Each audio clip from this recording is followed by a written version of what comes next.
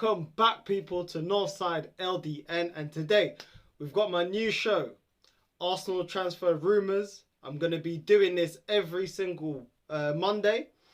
Every single Monday, I'll be putting up a clip. I've been seeing the feedback that I've been getting when I did individual transfer videos, and I just feel like it's a bit better if I just concise it all into one video and get all the players that we're linked to within the week, and then release it on the Monday and go over and talk about different players that we've been linked to and my thoughts on it. And yeah, and I think it'll be better than doing individual clips. Obviously, as my channel's growing, obviously I welcome all the new subscribers. As my channel's growing, as I'm reaching a bigger audience on Instagram and also on YouTube, I'm also thinking about how I can improve, the setup, how I can improve the layout, but also the content. How can I improve my content? How can I make sure that I'm on more of a routine with my content? Obviously, it's hard, you know, having a job, full-time job, and doing YouTube.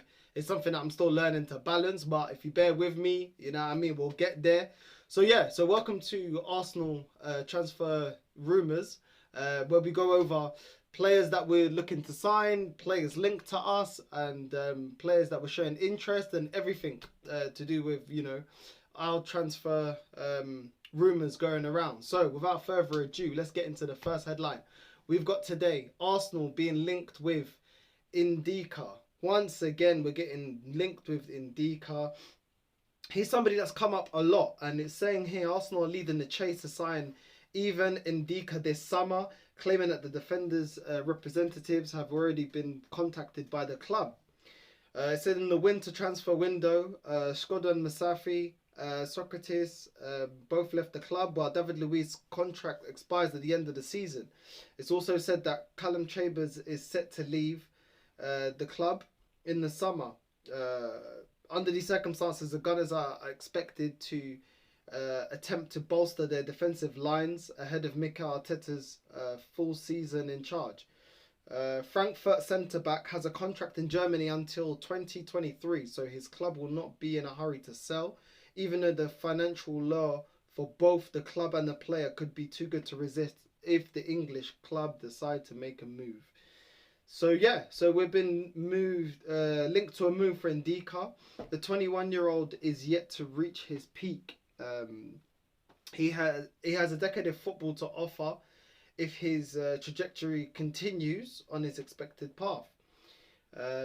Yeah, and it just seems like we're looking for very young, high potential centre backs here from the Bundesliga, and I've seen this guy been brought up a lot of times. We've been linked with Ndika a lot of times, and I'm happy. I'm all here for it. I'm here for it. I like it. I like the direction. You know, young potential, probably not going to cost too much. And yeah, I mean, if he doesn't work out, you can still recoup the money you pay for. What we're going to get for him, 20 to 30 mil. Like I would say 20 million euros. You know what I mean? So you could easily recoup that in the Premier League if he doesn't work out. But yeah, so Ndika, once again, we're linked with Ndika. Pierre-Emerick Aubameyang has spoken to Arsenal about signing the Hatterspor striker Aaron Biopenza. The 24-year-old has been in fine form in the Turkish league this season and has scored 18 goals in 26 games. Apparently, the Gunners will face serious competition from top Premier League teams for his signature. His red-hot form has placed him on the radar of several European teams, and the report adds that his club accepted a £7 million offer from Russian side Krasnodar, but he turned them down. He reportedly wants to play in the Premier League, and Aubameyang is keen to have him on his side at the Emirates. So yeah, the Gunners might sell off Alexandre Lacazette and Eddie Nketiah when the transfer window reopens. If these sales happen, they would have to replace the players, and Bopenza could come in handy. The 24-year-old has room for improvement, and Mikel Arteta has done well in player development so far. his current team has seen him become better, and they're looking to sell him for 8.5 million.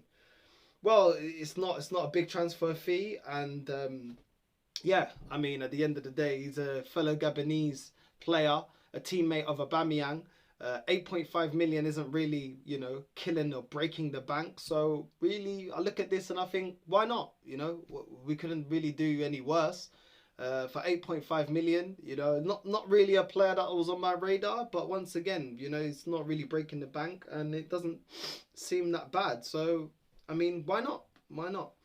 The next news we've got here is Arsenal will contract Madrid over prolonging Odegaard's stay. It goes on to say over here, Arsenal have been impressed by the contributions of Martin Odegaard, and the Gunners want him to remain with them for more than his current spell. After struggling for game time at Real Madrid in his first half of the season, the Norwegian moved to Arsenal in the last transfer window. The Gunners signed him despite having Emil Smith-Rowe making waves in their team, and not everyone thought he would do well. It also says here, he has repaid the faith and has 2 goals in his last 2 games for the Gunners. Mail Sports says Arsenal have seen enough to consider keeping him beyond this season and will soon open talks with Real Madrid. They are interested in a permanent move for him, and if that isn't possible, they will instead sign him on loan for the next campaign. The report adds that Real Madrid needs money to sign top star this summer, with them being linked with Haaland and Mbappe. So yeah, now with me, look, I'm all for us keeping Odegaard. He's a great player. I like him. It all comes down to the price tag, though. What's his price? What's Odegaard's price tag?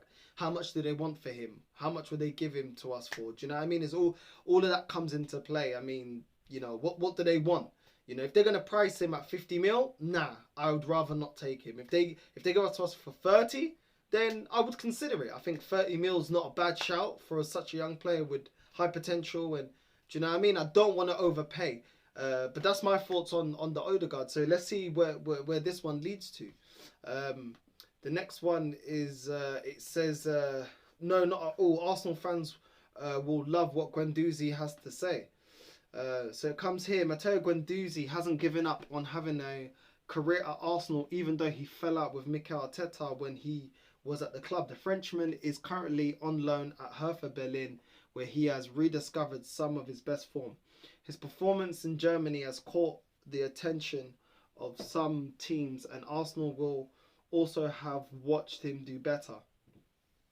However, it seems that this time under Mikel Arteta, his time is over, and the Gunners will use his return to get a big transfer fee when they sell him. The midfielder, on the other hand, is still confident and has unfinished business at the Emirates. He has problems with Arteta in the past, and with the Spaniards still the gaffer at the Emirates, one would think that Guendouzi would have given up on the Arsenal career. However, when he was asked about his Arsenal career being over, he said, no, not at all, to France Football. Now I am focused on my season with Hertha Berlin. Next, we will have a sit down with my entourage and people at the club to think and discuss the future. I'm still an Arsenal player, and this summer will be a decisive moment. Oh, I'm happy that he's saying that. I hope he's learnt from that incident against Brighton. I hope that he sees that and uses that to evolve as a person and to evolve as a player, and see that, keep the cockiness down, don't be arrogant, and focus on your football, because your game ain't perfect. There's still a player that's learning your game. You're not up there yet, but I like to see this. I like to see him saying, no, you know what, I'm going to fight for my place. I'm going to be there, and this is my spot, and I want to be an Arsenal player, and I'm going to fight for it, and I'm going to do everything I can to be an Arsenal player. I like seeing this. I like seeing this determination. I just hope that, he keeps up his form at Hertha Berlin, and when he comes back fully focused and gives his best for Arsenal, because at the end of the day, I do think there's a player in there, but there's just some things that he needs to work on. So yeah, that's the way I see it. And yeah, we'll be happy to see Guendouzi. It's not like we've got a world-class midfield as it stands now, so let's see where this goes. But yeah, so that's what we have today for Arsenal transfer rumours. This is everything that's been coming out this week. Remember, stay tuned. Next Monday, I'll be back with more news and more rumours to players we're linked to, contracts we may be giving out, and everything to do with transfer rumours and everything going on surrounding Arsenal Football Club. So yeah, that was it. And without further ado, vamos nessa.